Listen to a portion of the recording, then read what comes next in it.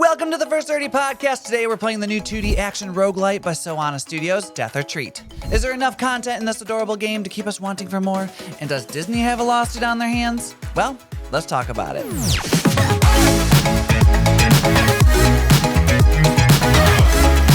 Thank you for listening to The First 30. I'm your host, Chad Callahan, and alongside me are the monsters that your parents don't believe are hiding under your basement stairs. Tim Harris.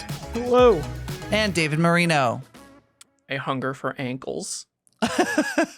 You know, I still have this slight fear to go into my basement every once in a while because of that child. Like, I don't know if you had the basement stairs viewers or listeners or whoever that had the stairs that had the backs were open underneath them where anyone could literally go underneath and grab your ankles. I had those as a kid, and they are the most absolutely terrifying types of stairs ever. And I know this for a fact because when I was about 15, I adopted a cat for the first time, and the basement was his domain, right? And I was just happened to think about, wow, I remember being afraid of these stairs as a child. And as I literally took my one before last step, my cat decided to grab my ankles. I never had more fear in my body in my life. All right. And I've had actual dangerous situations, but that was way more scary than any of those situations ever were. Something about childhood fears will stay with you forever and they'll always stick to you. I don't know. I didn't even have stairs as a child, and that story frightens me. So I didn't have a basement at all. Oh, that's right. Yeah, my you stairs had like are closed, so. Oh, yeah. So Tim didn't have a basement. He had like a little area that kind of went down, but then it wasn't like a basement. Just a couple cement steps. Like when I lived in River Rouge for a short period of time with my aunt and uncle, like the worst that we had was like the floor at night was just roaches. so you'd flip on the light and just the floor would be moving. It was awful. Okay, that wins the horror category for the day. That's definitely worse. But you didn't have any of those types of stairs, David? You didn't have that fear at all? No, I mean, not of the stairs, but like when you come up from my basement, you have to do like 2 stairs left turn to get to like the house proper. So if you flip off the ceiling, like the ceiling light that's just illuminating the stairway in the basement, it's completely dark until you turn into the kitchen. So you do that thing where you flip off the light and just run up the stairs real quick to get out of the darkness. Yep. So I do that, but you know, my stairs are closed and I don't have any pets. So like the thing under the stairs was never really a problem. Never really a problem for you, I guess. I still think that there's something under my stairs. I never know at any given moment, but I guess it doesn't matter anymore. But we're not here to talk about what's under my stairs, even though it frightens me to death. We're here to talk about Death or Treat. And let's get into the presentation of this game. Tim, do you want to take us through the limited story that we know so far? Yeah. So far, the story is very basic. Essentially, you are playing as Scary the Ghost, and you run Ghost Mart, which is like the purveyor of the finest Halloween treats known to all of ghostly kind. And then all of the big boys over at like, I don't remember, Scary Book and Devil Tube and all that are trying to horn in on your territory. That's what it is. Face-boo. Yeah, that's right. Yes, face-boo. They're trying to horn in on your territory and flood the market with absolute garbage candy, and you're just not having it, so you're gonna go kill them all. Yeah, simple enough. It's good times.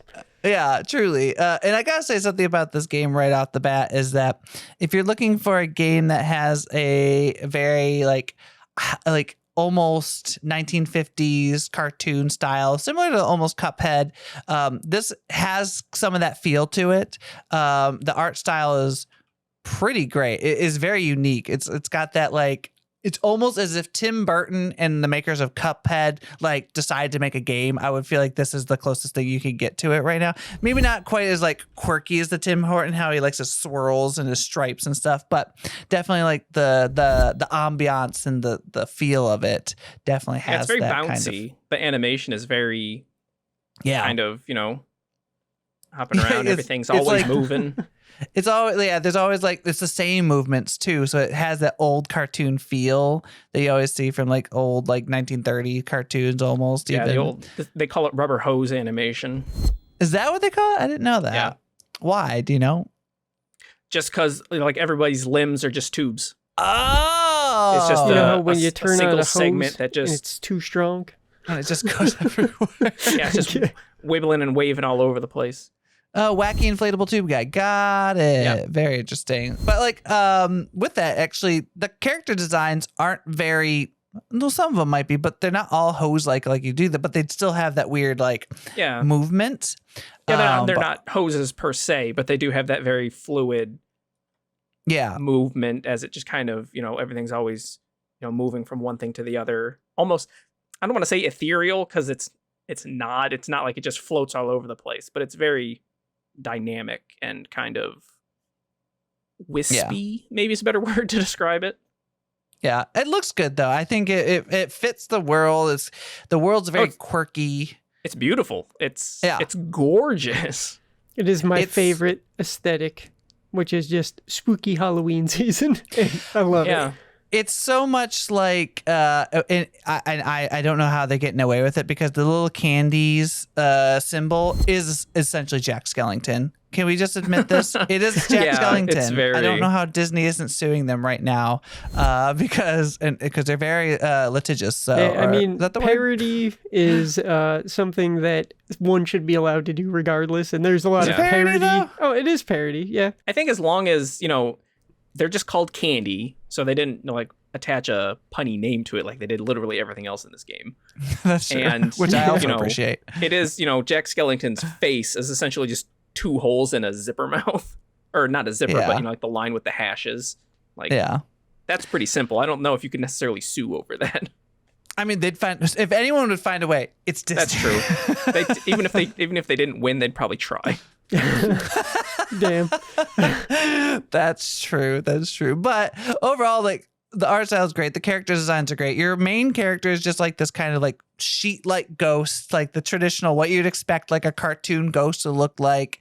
Very cute, very animated. I love the way like when tie. Yeah, it's got a little business. I love that way that he moves in different directions and like the way that his like sheet. I call it a sheet because I don't know what else to call it, but like it's very flowy. It really feels like when you move down, it almost acts like a parachute. It's really pretty to look at as far as like the way the character moves. I'm very impressed with like what they did with a lot of the character movements, and even some like just the random characters are really good too. Some of the random characters are really good. There's a couple that I think they're letting the name do the heavy lifting on these guys. Okay. The Frankenstein character is really cool. Like he looks like this big imposing, Frank. He's just, maybe that's the thing. If they have a boring name, the character design is really good. But then if a funny name, the character design is really boring. Because like Joe Bite Them is literally just a vampire. Like there's nothing quirky or funny about him. And it didn't look like Biden. Yeah, like, it didn't look like Biden I thought either. The joke was going to be like, because we didn't see him right away. They referenced the name and we laughed. So we heard Joe Bite Them. We're like, oh, great. It's going to be like a jokey version of Joe Biden.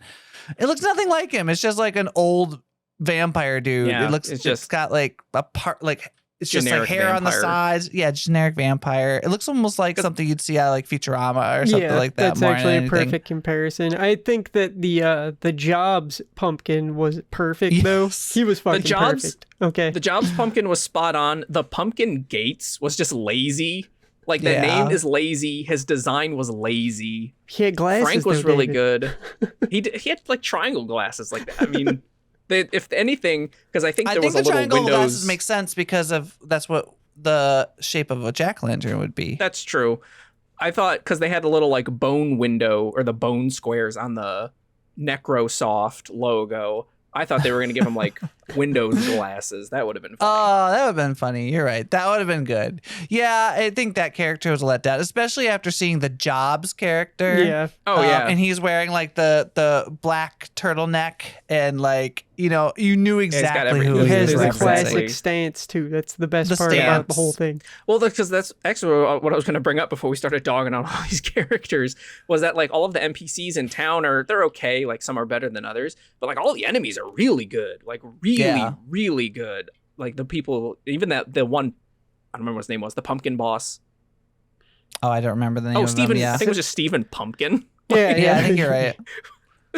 Whatever, but No, his design was really good. He was like a mad scientist pumpkin. He had like the lab coat with like he had something going on in his face. It was like, maybe it was only when he was getting attacked, but he was like belching that green fire that was all over the place in the labs level. Yeah, and which is, we only played the first level, so a little caveat, we only played the demo. But to be fair, the demo's pretty in depth. Even though it's only one level, you can open up almost all the stores there. You can open up pretty much most of like what's in that like main world, we'll call it. Like your little hub.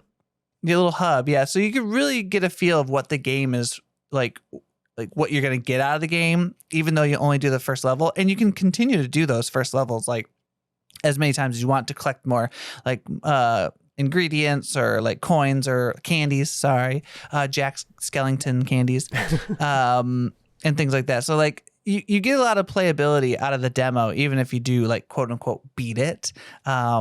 So that's the nice thing about that, because I know David's like a big fan of demos, and I personally I'm starting to become that. Like I used to not care, but I've become more of like I'm more about the demo now, especially if I'm on the fence. Like I used to just play be them like, screw way it, I'll play more it. back in the day than I do now, which is the funny part. Like back when they used to send out PlayStation demos, I used to play them so much more often than I do now.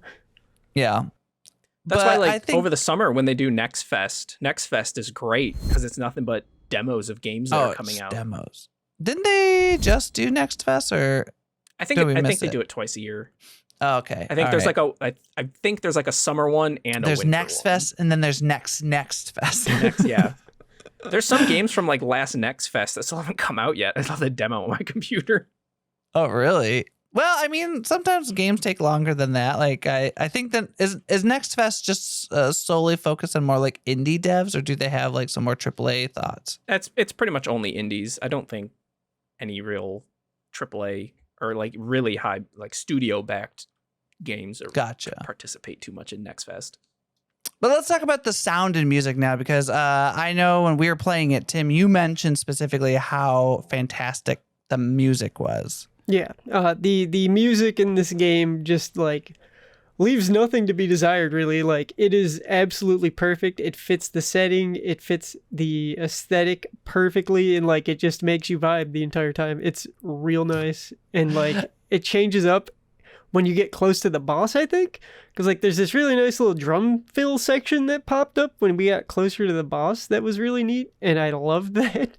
But I don't know if it was specifically because of the boss. Well, I think it felt like it switched, which it probably happens when we get closer to the boss, but I feel like it switched when we kind of left the laboratory area and moved into like that haunted forest section. That was only a room or two before we actually went to the boss. Yeah, maybe that's what it was then, because it definitely changed at one point, and I was loving it. It was so good. I also like that it's you say it like reflects the game overall, but I think I love the fact that it's very Halloween like without screaming Halloween. Yeah. You know, like you think this is Halloween. You know, like you expect that to be in the gameplay, but it's I not. think that's another thing that this game does. Like I can count on one hand the number of games I've played that just like are Halloween that I would play every year during the month of October. And this, because Pumpkin Jack is like phenomenal for that as like a 3D kind of platformer collect-a-thon type thing. It was really cool. This in the 2D like drawn style, this is incredible for just like capturing everything that Halloween feels like, especially when you're a kid. Like this feels like going out trick-or-treating, dressing up, getting spooked. It's great. Yeah, beating up all the neighbor kids and taking their candy. Yeah. And having adult like comedy in it though. Like there's like it feels childish, but then you get the slight almost SpongeBob-esque comedy that's even more so because it's referencing like politics almost here and there. The satire is definitely dripping from all of the different environment designs and just everybody's name. Oh yeah, I think that's my favorite part because I love a good pun. Like I love a good pun. Let me rephrase. I like good puns. I don't like lazy puns. So like the Pumpkin Gates was lazy, like David said, but like Jobs. So like just I know it's not necessarily a pun, but like seeing that character and you knew what it was like just looking at him. Yeah, it's like a visual pun. Yeah, yeah, it's a caricature. They did a good job with that one. they did some good jobs in this game. Face Boo, loved it. Face Boo, hilarious. So good. There's so many. There's a few good ones, a couple lazy ones, but overall, I think I'm happy with like I got some chuckles out of it, which is more than I was expecting. I will say one thing about the sound design that we did notice, and David, you made a comment to it, is that there's no voice lines, which, you know, maybe we don't necessarily need it, but Yeah, it's just quiet. The spoken voice lines I don't think are necessarily a problem, because like that's just going to be a budget nightmare as soon as you start bringing in voice actors. But especially when you're reading either not necessarily the cutscenes, but when you're just reading dialogue, talking to shop owners and stuff, just that kind of like Banjo Kazooie ish like mumbling as you know, you click on it, like something like that. You know, that always that's a nice character moment you can build into the game. Yeah, and you could probably get like anyone on Fiverr to do it for like $5 to $10, honestly, per character. So think about that. You know, you send them the sheet. Sound like Vampire Joe Biden, and then they'll give you some you know 5 or so minutes of different mumbles you can splice over the dialogue, and yeah, it's great. I love it. I love that. I need to see Vampire Joe Biden now. Do you think that's what Dark Brandon is? Is that what? Is he a vampire? Oh, I don't know. Is he? How does he live this long? That would be awfully dark. The UI in this game is awfully simple. Like as far as like what you see on the screen, I kind of like how simple it is. It's basically health bar, skill bar, and how many candies you've collected. That's it. So easy to read, so easy to understand. Like, but at the same time, it's all you really need in this game. You don't need a ton of extra. There's like slight things depending on what you have. Like, about to say, yeah, they do have one thing that like absolutely blew my mind, because all of these games always have weapons that give you like critical damage when you're at low health, but they don't ever show you what the threshold is. This game gives you a specific marker on your health bar to show you that threshold, and that amazes me because you just don't ever get that in these games. Yeah, that's true. It's nice because like, you always hear like 20% health. And it's like, what does that mean to me? Like, I don't know. I don't have numbers on the screen. It was nice too that, although I guess it makes sense that it would be that way, but the first couple times we were testing out that 3 times damage, it got hit down, and the little like regen pocket that exists on your health bar was over the threshold, but like your actual health wasn't, so it still kicked in, and then we regened past the threshold, which I thought was cool. Like your regen doesn't have to be down below the threshold in order for that to kick in. Like you don't have to get extra low in order for that bonus to pop. That's very cool. But the game also has it's like, I think they called it a run menu or run inventory when you're going through, because you have what weapon you're using, your ability, everything you've picked up so far, and there was something else. There was a big empty space off to the right. I don't remember what that was for. It'll be up on the screen. It'll be up on the screen. You can see it. But no, it's nice because it shows you everything you've collected, how much of whatever you have collected, and you can also select them for a brief little like dialogue box just telling you about them, which was really funny because we pop it up and it's like the evil pumpkin seed, and it's like, this pumpkin seed radiates pure evil from like the Necrolands or something like that. And then the next item we had was a piece of metal, and it's like, this is a hunk of metal. Not everything gets a backstory, David. Yeah, there's fun little descriptions for all of the items you pick up. And the one thing I think Tim and I both were looking for was kind of like a map, or like how many rooms to the boss. Just a little, like, you're this far along on your run, to get to the final room, I guess. Yeah. Oh, that was it. Okay. Okay. It was not there. I was expecting more. Sorry. Yeah, you have some favorite tidbits to share with the class, I hear, David. I do. I have a few. So the dev, Soana Studios.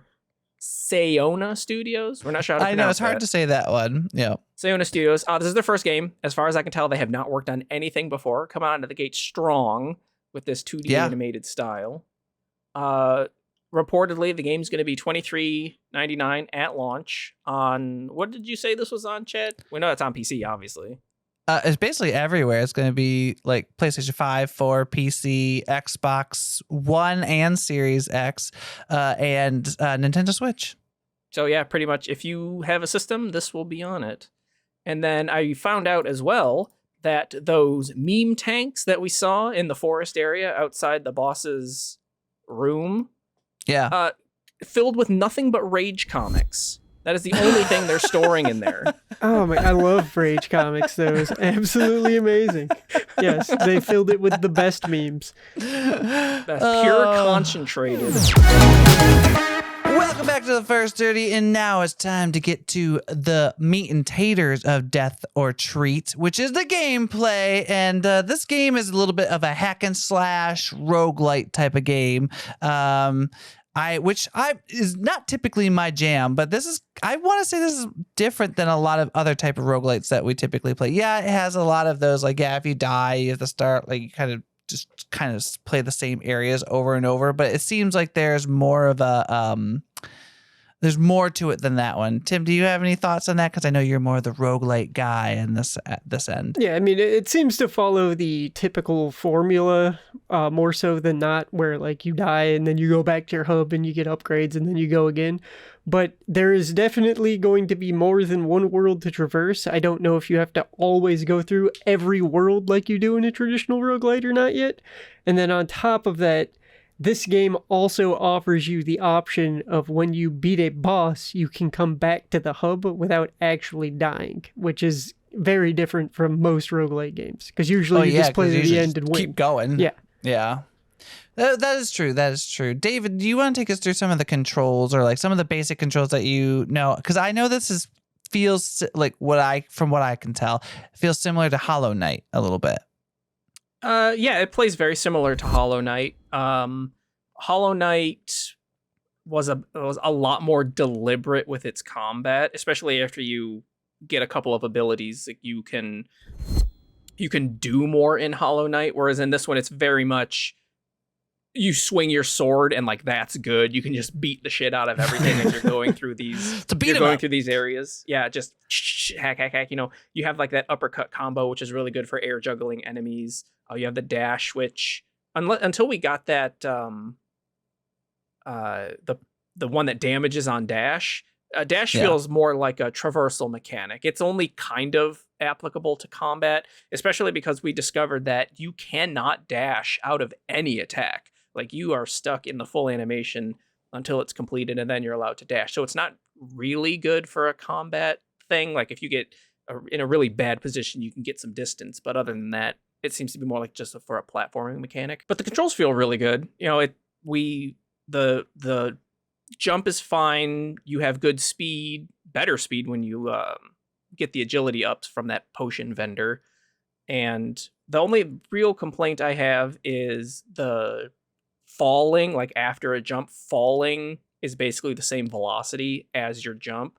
So instead of, okay, I'm going to jump and fall on this platform, most of the time it was, okay, I'm going to jump and I missed the platform now because I was falling for longer than I thought I was going to be falling. So it always kind of feels like you're sliding off of things, even though you're not. You're just kind of overcorrecting where your landing zone is going to be, which you just get used to. But it was, if we were to, or you could probably see because we're going to be showing the footage off of this, I'm falling off a lot of ledges. Yeah, you kind of like you like get real close and you're like, whoop, just go right over. I'm like, pop right off because I think I'm going to land on the ledge, but I'm actually still in the air. So instead of, moving along the ledge like I would like to, I just fall off. Yeah, I will say you managed to correct yourself with that dash quite a few times, and I thought that was rather impressive that you managed to pull it off. Yeah, especially with the platforming, like those couple of secret chests we found, the dash is very helpful. And it's another one of those games where you have a double jump, and it's not one of the things like, oh, you have to jump at the top of your jump in order to get a second jump that's higher. You can double jump at any point. Like if you're falling and just before you hit the ground, you jump again, you'll get another jump. So, and you can dash at any point. If you are in the air, you can just dash and you'll do a little vertical to get to where you're going. So that the platforming feels really good.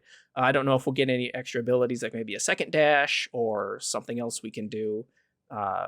There's a little ground pound move on your secondary attack button while you're in the air, which is the only thing you can do. So you can't do like a air combo. If you tap the secondary attack in the air, you will just crash right into the ground and do damage. So the secondary attack is kind of more for combos on the ground, which again maybe opens up. I don't know. This is just a demo. We played one level. Who knows what else this game has in store? But other than that, feels good. It's nice that you, at least in the first level, because there's not that many items, you keep basically everything when you die. I think we had to make a choice once towards the end there. I assume as you get later into the game, there's probably going to be harder enemies that have more drops, and then it'll actually be important to unlock the slots for your death. And you'll have to make some, in the beginning, not so some much decisions. That would actually be something good to have, is maybe you could pin 2 or 3 items from the stores or even the shops themselves, if you haven't opened them up yet, in that run menu, so that you can, like, you know, what am I working on? What do I want to buy next? That would make the decision on what to keep from your runs just a little bit easier. Yeah. Which is interesting because, like, I want to talk about the drops a little bit, because that's something I kind of thought was really unique, because in the game, basically everything involves ingredients, and the only way you can get ingredients is by fighting specific types of bosses. And like, for example, like the bats will drop bat wings, obviously. The big guys will drop like wood or something, and like they wood and all stone, have, like, I think. Yeah, very individualized. So you know what characters, after playing a few times, will drop certain things. So you want to get the ingredients to open up new shops. You can get new weapons. You get new skills from ingredients. So literally everything is either candies or ingredients to open things. And I think that's really cool. But that added element to, you have to even use ingredients to unlock a slot so that you can take more items. It's just it's really kind of funny to kind of be able to do that. But I like that aspect, that's kind of making you, it's like, I have a feeling later on in the game you're gonna be torn between taking like 15 bat wings and 1 like super rare item or something like that. You know what I mean? Yeah. And especially it's gonna if you be, don't have the slots. Exactly. So I think it's gonna be really telling, because we only had to deal with it once and we only played for like an hour. So I can only imagine like the inventory management and the struggles that you're going to have to go to later on to kind of do it, which makes it replayable even more, I think so. There is also one thing that we don't know, and is there a cap on how many stack of per item? Yeah, I don't because know. that would also fall right into that. What do I get to keep in this run? Well, yeah, also, because with, you know, during the run, you pick up the stuff, and then when you go back to your hub, you just have that stuff. So then when you go back on another run, you're empty. Like, you don't keep that inventory run to run. I wonder if there's a maximum amount, like in the bank, so to speak, at the hub, where, you know, you either spend it, or that last shop, which we didn't get to open, where you trade items. I wonder if you can sort of trade up, like 5 of this equals 1 of this, as you combine and move up, get better stuff from the lower stuff. Yeah, we opened pretty much every shop except for that last one because we were like, oh, let's just start the podcast. But within there was like, the weapons shop. I think we had the skill shop, and the skill shop was actually interesting because, like, what could you do in it, David? Can you explain a little bit about like the skill shop? Yeah, so when you start a run, you pick a weapon and you pick a skill, which there are 3, and I think there are only 3, unless the skill shop gets more space if you unlock new abilities. Because for each one of the abilities that we had access to, which was the exploding ghosts, the tornado that you can turn into to just damage stuff, or the boomerang. Boomerang. You could upgrade 2 attributes for each of those things. So the boomerang was, you got another projectile and it moved, I think, faster. And then the ghosts was more damage and more exploding ghosts. So you actually got additional ghosts. And then the tornado was more damage and last longer, I think. But that shop only had those things on the screen with no space for another one unless Yeah. it just scrolls down as you unlock things. So right now it looks like you only get to choose between those 3 abilities and the weapon you want to take into Right. the run with you. Yeah, and the ghosts, the exploding ghosts, are the only ability that you need. It's really good. Yeah, the exploding ghosts were fantastic because I thought, because you fire them off and they just explode to the group of enemies, and there's usually a lot of enemies on the screen, so they all just explode and do damage. But then we found out, because I hit it by accident once and took out like 1 bat, they stay on the screen for quite a long time unless they explode into something. So if you don't really have to worry about cracking it off early like you do with the other ones where it's just wasted. You get however many ghosts the ability currently spawns, and then you get that damage basically guaranteed unless there's really no enemies for a long time. It's like, because the boomerang, you were facing the wrong direction and shot the boomerang at a wall. Right into the wall. The It ghosts immediately don't have that problem. Yeah, they just shot it right into the wall. And then the tornado, you transform into a tornado and you're that for however many seconds it is, and then that's it. If you didn't hit anything. Yeah, iframes Yeah. are neat, but yeah. I think we have those 3 skills, but like there's just so many weapons. We only got to play with one other one, but you start off with a broomstick. So like I thought this game was way harder than it might be because we pretty much played with just a broomstick for most of the game. And as fun and simple and cute as this game is, it's fairly brutal. Like, it doesn't hold back punches right away, because when you first go through there, like, you struggled a little bit with some of the enemies because it's not just like 1 or 2. Like, it might start you off with like an enemy just to kind of get you used to it, and then you fell into a pit of like 15 enemies and you just have to beat your way out of it. And it was like, it looked hard. Yeah, you get so mobbed it's up like pretty quick. It's really, the combat isn't as difficult as it seems like at first, because at least with this broomstick, not only do swings also reach behind you, so you're doing front and back damage as you swing back and forth. Yeah. It's possible to interrupt enemy attacks, and the enemies themselves have a very well defined damage hitbox. So if you don't get hit by their attack, even if you're like clipped into the character sprite as they're doing the attack, you're not going to take damage. So if you can stay out of their range, and or what are those lobber guys have, like the it's like slime ball or something, I don't know, but they have, Oh, yeah, they have yeah. like Explodey green. they have infinite range. Yeah, the exploding slime balls. You can be right on top of them, and since they lob up over, like, out of the tops of their jar heads or whatever they are, you can be right on top of those guys and still not take damage. So it's very, like, the combat is frenetic. There's a lot of stuff going on, but it's certainly not unfair or just brutal as you're going through fighting these things. Yeah, especially because you learned that you could cheese the big guys pretty easily. Oh, that by was so just funny. staying out of their vision. I thought, because the first time we did it, he like slammed off the edge where I was hiding on a platform, and we thought maybe that bugged him out. But no, if he's not looking at you or like actively attack you, you can just bite him in the Just butt. keep going. He'll take all of that damage. Yeah, it's pretty great. Which is pretty much because the attack, like we were complaining before, I don't remember what game it was. I think it was Ravenbound, where you attack and you like move forward. You do yes. that in this, and it's definitely helpful with those guys, because you just mash the attack button and like follow them as they ignore you. Just pat, pat, pat, pat, pat, pat, pat. Wow, there's actually use for that stupid mechanic. It's the best mechanic in Hades too. So. Well, it's a lot better in 2D than it is in like a 3D game. That's fair. Yeah, definitely doesn't work the same way. But yeah, and within those enemies, we've learned that there's like, I guess we can call them elites. They didn't have like a specific name, but there's like these red icons over them, and they're slightly bigger. Sometimes they're definitely bigger. Way like bigger, yeah. The big guys were just slightly bigger, but the bats were like 3 times the size of the regular bat. So Huge.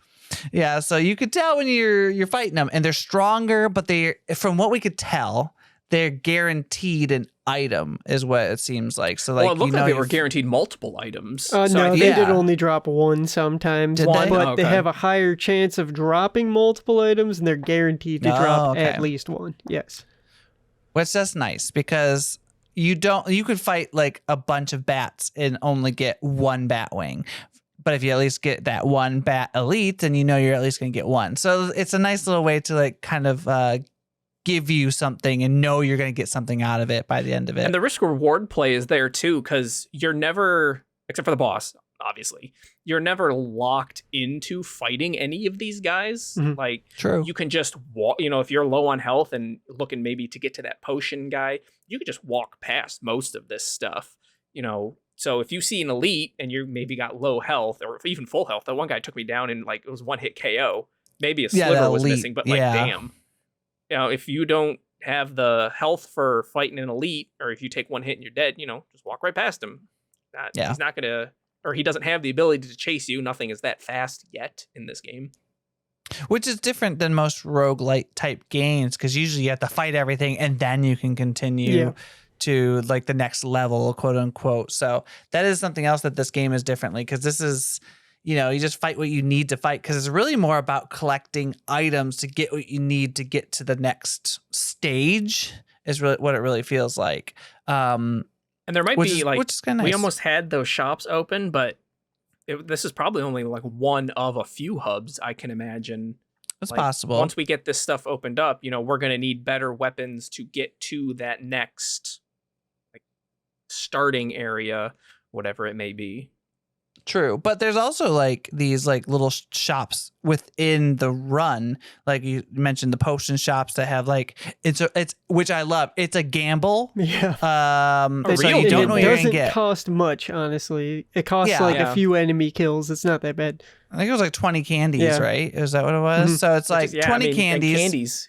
Candies explode so often from everything in this game.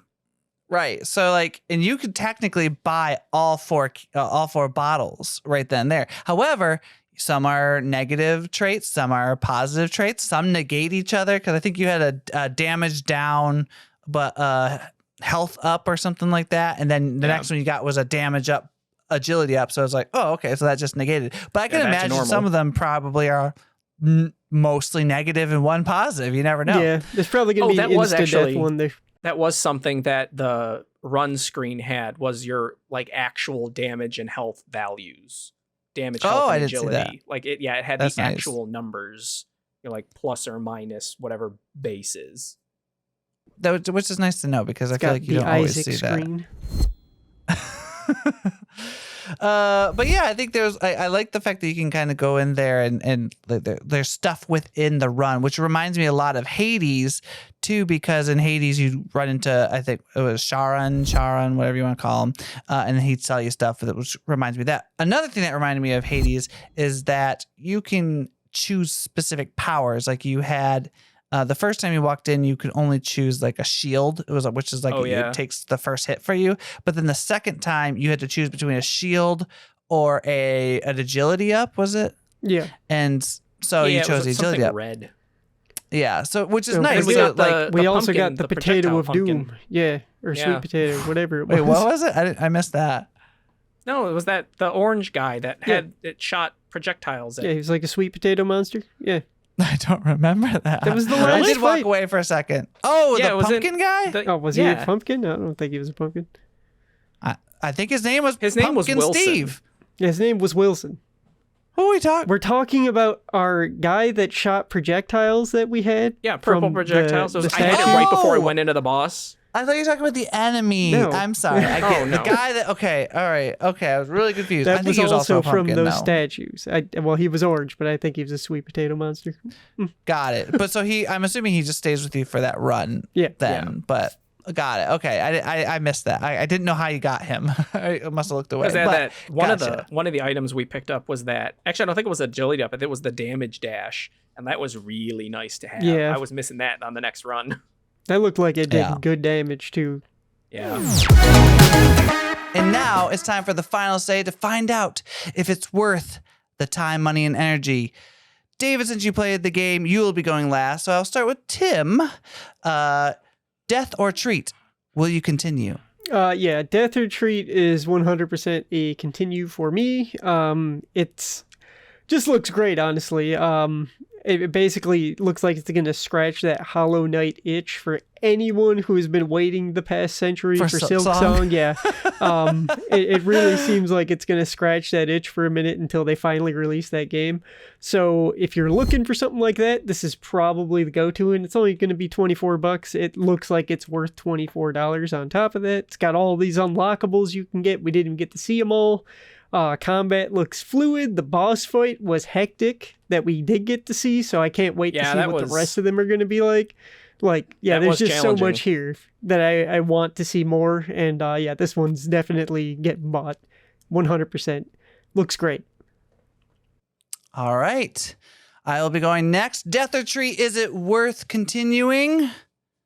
Yes, I think it is. I'm really excited because I think this is a game that is made specifically like for the Steam Deck and the Switch. And I love that kind of, I love these kind of side scrolly type of games. I think they play really well on handhelds. So I'm super excited for that because as much as I like the Steam Deck, I sometimes struggle to find games that I want to play on my Steam Deck sometimes.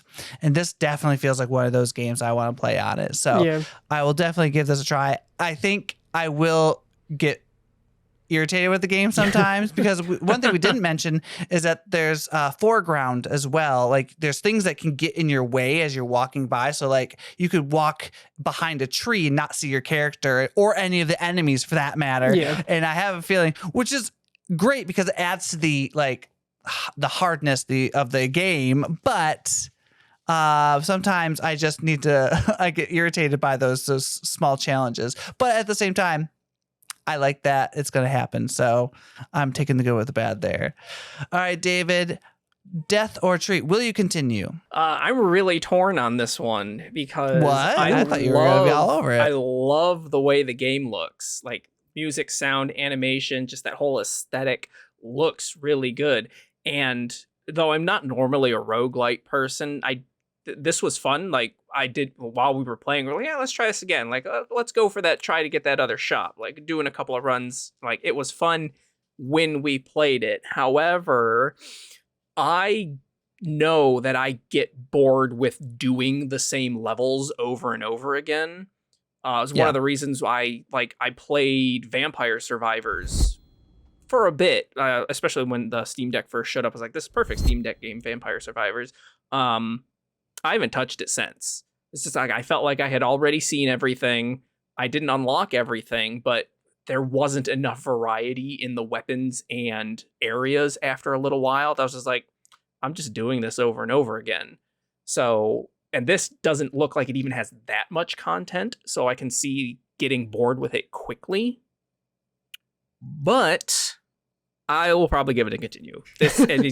I love Halloween. Like we need more Halloween games, not more horror games. There are tons of those. We need more games that are Halloween in nature. We have Pumpkin Jack, the 2 Costume Quest games, which are phenomenal, and this.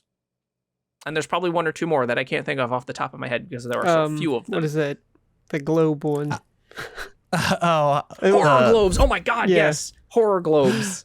Perfect. I was going to say, or anything that's Nightmare Before Christmas based, but like I wouldn't even count those. But, But yeah, so I'll give this a continue, especially because it's not that expensive, like $24. Yeah, whatever. $24 ain't bad. It's a pretty decent price for it. But I'm envisioning. Hold on a second. Let me. Uh-oh. He's typing. It's never good. Okay. He's doing research. Yeah, I have 20 hours in Vampire Survivors, which is actually a lot better than I thought. I didn't think I'd made it that far. That's 20 hours in Vampire Survivors. If the story and like the progression is better, I can see myself at least matching that. But if it's just going to be more just kind of like running through collecting things, I don't see myself playing this too much after continuing. Fair enough. And like we mentioned, the game is $23.99. You can find it pretty much anywhere. So if you have a console, you could play it on there. If you have a PC, you can play it on there too. If you have a Steam Deck, you can play it on there. It's everywhere, which is great. So thank you for watching or listening to The First 30. And remember, this is a video podcast. So if you're listening to it, you can watch it over at our YouTube channel at youtube.com/@First30Podcast.